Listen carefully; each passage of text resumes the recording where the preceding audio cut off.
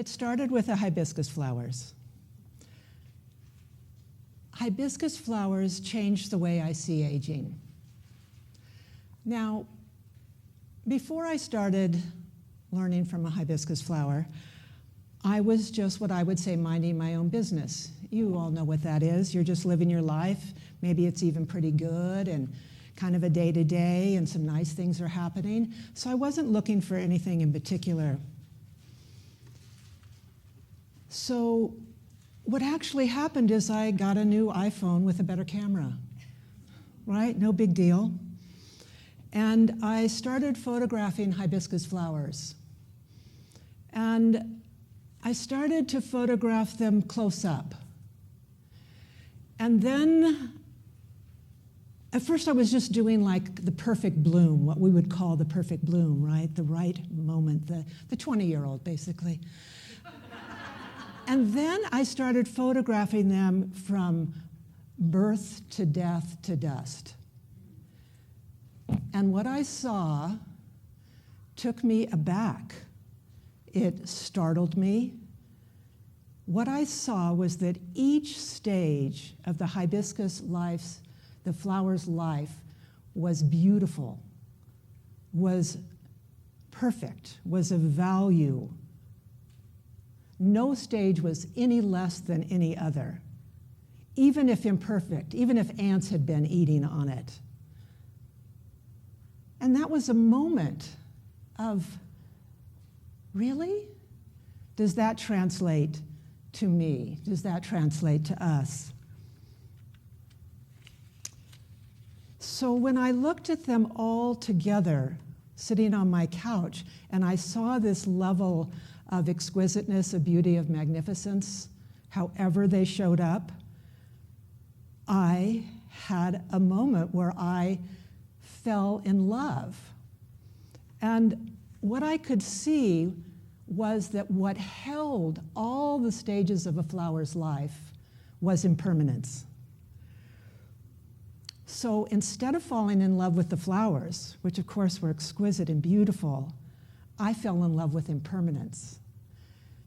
And I mean impermanence, like love, like, you know, the feeling you get, heartbeat kind of, and the stomach, you know, butterflies, and I wanted to be close to it. I wanted to know everything about it. It's a weird thing to fall in love with, right? It's not a person or a cat or a sunset. It's the design of life. And when I shared it with people, as I have over time, they go, oh, yeah. Nice. Impermanence. Yes, impermanence. So I haven't had a lot of people like, oh my God, me too, like you do with a sunset or cats or dogs. Oh, I love my dog. I love impermanence. No, nobody said it. So intellectually, of course, I've always known that everything comes and goes. We all do. We know that life is all change. There's nothing that's ever stopped in our lives.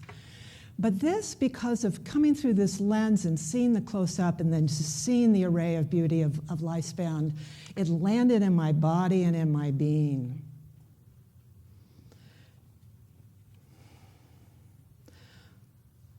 To be seen and then to enter into the elegance of life as it is showed me that maybe I had some ageism, because I could see that as I got older, the culture and what I had learned was to taught to resist impermanence, to try to hold it off, keep it at bay. It's kind of an enemy. Prevent it if you can. And that made me then now a weirdo, because I was actually talking with big grins, looked a little insane, about, wow, you know, just to be with it and to be in life and to be in the flow and the river of impermanence and to go with it. You know, again, people are like, uh-huh. They've got that new age-defying cream.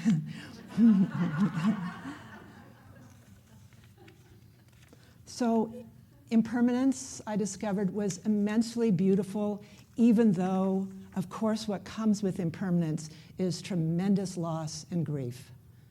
There's no doubt about it. And of course, death eventually.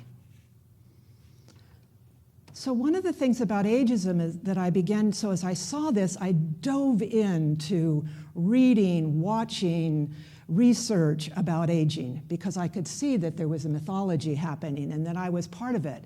And even though I didn't think I was very ageist because I had some good role models, I discovered the thing about ageism that's different than other isms is that with the other isms, there's an us and a them. With ageism, we are the them. We are actually swimming in it. We're immersed in it. So most people I know say they're not ageist. I don't say I'm not ageist because I know enough to say, ageist. So I started asking myself, what if I wasn't afraid of aging? What if I wasn't afraid to die? How might I live my life? How might I treat myself? Those are strong questions. The answers started to point out to me my ageism, but they also started to point out that I could leave ageism and start to become free, that I could start to lead an unconditioned life that all of us have done throughout our lives. We left our teenage years, we rebelled, and we moved against that, and we loved this that our parents brought in, and then we didn't like that so much. And so we know how to do it. So I started to leave the conditioned world, and it became my work, which is weirder than hell. So this is the thing about ahas, right? I'm minding my own business. La, da, da, da, da. The next thing I know, I am immersed. I am in it. I am just, that's what all I want to do is do age freely. It's possible to age freely. And I want to share that. I want to, I try not to say things to people in public when they say things that are really ageist. But my friends will look over at me like really quick, like, oh my God, is she going to say it? You say that you're really 35, but you're 70, but that's how you feel, so I have a thing that I will just say, well, that's what 70 feels like for you. Anyway, I try not to do it all the time because, people don't invite you over to their house for dinner anymore. So once I realized that, then I could see the next piece that, and this is a theory that I'm developing, that decline and expansion go together. And that the declines, the natural declines that come with aging, have to happen and for the expansions that come with aging. And that was like, oh my God, decline and expansion are dance partners. And that got me going. I'm writing a book, and I hate writing. And I'm a shitty writer. Really. I don't know where a paragraph and a period, and I don't know my metaphors. I'm dyslexic, and I swear a lot. So I'm writing a book. I'm calling it a theory, which is a weird thing. I have a theory. It could be a crappy theory because nobody else has it that I can find. So I could write a book that's completely wrong. I'm going to do it anyway.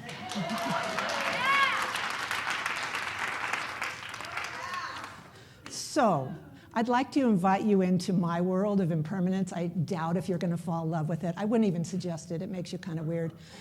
But next time you have a vase of flowers and they're starting to, it's time that you would normally throw them out, keep them. Keep them and let them go and visit them every day or two and watch and look and watch what comes up for you. Ooh, ugly. Ooh, wrinkled. Oh, falling over. Oh. Watch that, but then also watch, wow, incredibly beautiful. And the dust that a flower makes, whether it's a tulip or a hibiscus, whoa, that invites you into my world. Maybe it'll affect how you see aging in your own life. Thank you so much.